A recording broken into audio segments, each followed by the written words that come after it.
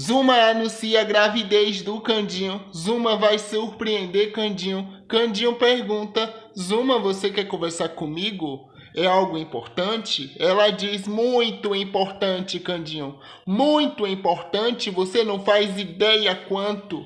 Ele, assustado, fala: então fala, Zuma. O que é de tão importante assim? Ela diz: uma gravidez, Candinho. Uma mulher grávida de você. Sabe o que é isso? Candinho diz: do que você quer dizer com isso, Zuma? Você tá querendo me deixar como burro? Ela diz: não, Candinho, eu quero te deixar como inteligente. Você fez aquilo comigo e eu ainda tenho idade para engravidar e eu estou grávida sua. Tô esperando um filho seu. Finalmente você vai esquecer esse Júnior. Candinho diz: eu nunca vou esquecer o Júnior.